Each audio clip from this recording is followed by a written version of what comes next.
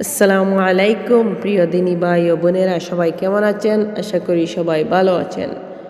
আজকে আমি আপনাদেরকে একটি গল্প শোনাবো, এক যুবকের আর এক সুন্দরী মেয়ের।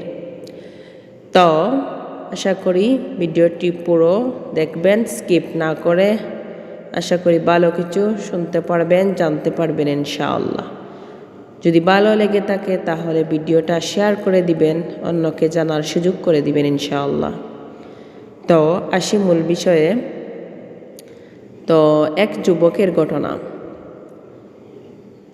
এক যুবক এসে নবী করিম সাল্লাল্লাহু আলাইহি সাল্লামের কাছে জিজ্ঞেস করলো, হুজুর, আমি সুন্দরী কোনো মেয়ে দেখলে বারবার তাকিয়ে থাকি, কিছুতেই চোখ ফিরিয়ে আনতে পারি না, এখন কি করব? তো হুজুর বললেন জবাবে, তাহলে এক কাজ করুন, এক গ্লাস দুধ ভরে নিয়ে আসো আমার কাছে। তখন যুবক এমনভাবে আনবেন যেন দুধ পরি অবস্থায় হয়, কিন্তু এক ফুটাও না পড়ে।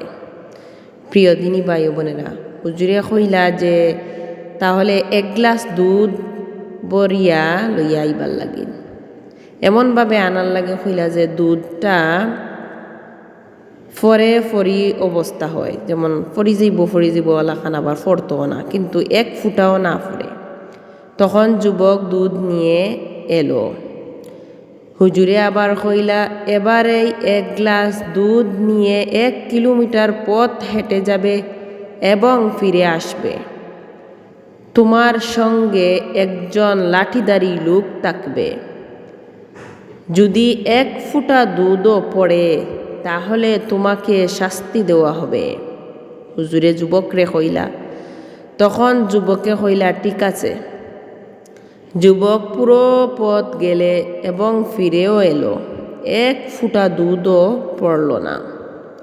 তখন হুজুর, আচ্ছা বলো তো, পথে কতজন সুন্দরী মেয়ে দেখেছ? হুজুরে জিকাইলা যুবকরে যে তাই তো দুধ লইয়া আইচ্ছুন, আর বার একটা ফ্রাও দুধ ফরছে না।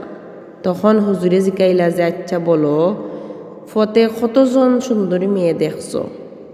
তখন প্রশ্নর জবাবে যুবক বললেন, একজনও না।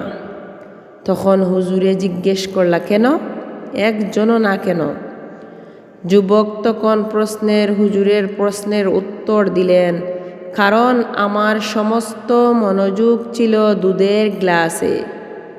1 ফুটা দুধ পড়লে শাস্তি পেতে হতো, এই বয়ে অন্যদিকে তাকাইনি। তখন হুজুর যুবকের প্রশ্নের উত্তর শুনে হুজুর, ঠিক তেমনি যে ব্যক্তি আল্লাহকে সত্যিকার অর্থে ভয় করে এবং জানে যে প্রতিটি দৃষ্টি আল্লাহ দেখছেন, তার জন্য নিজের চোখ হেফাজত করা সহজ হয়ে যায়। সুবহানাল্লাহ। নিশ্চয়ই আল্লাহ চোখের খিয়ানত এবং অন্তরের গোপন বিষয়ও জানেন। হারাম দৃষ্টির ভয়াবহ পরিণতি। কিয়ামতের দিন চোখেরও হিসাব নেওয়া হবে। নিশ্চয়ই কান, চোখ ও অন্তর এসবের প্রত্যেকটির সম্পর্কে জিজ্ঞাসাবাদ করা হবে। সূরা আল ইসরা ৩৬ নম্বর আয়াত। 2. হারাম দৃষ্টি হৃদয়কে অন্ধকার করে দেয়, ঈমানকে দুর্বল করে এবং গুনাহের দরজা খুলে দেয়।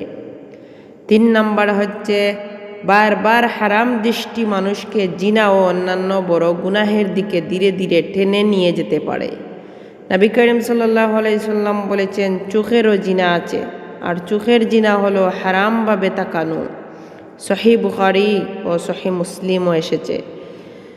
আল্লাহ তাআলা আমাদের সকলকে দৃষ্টি সংযত রাখার, চোখের হেফাজত করার এবং হারাম থেকে বেঁচে থাকার তৌফিক দান করুন। সবাই বলি আমিন। ভিডিওটি যদি ভালো লেগে থাকে তাহলে শেয়ার করে সবাইকে জানিয়ে দিবেন এবং SR ইসলামিক চ্যানেলটি সাবস্ক্রাইব করতে ভুলবেন না।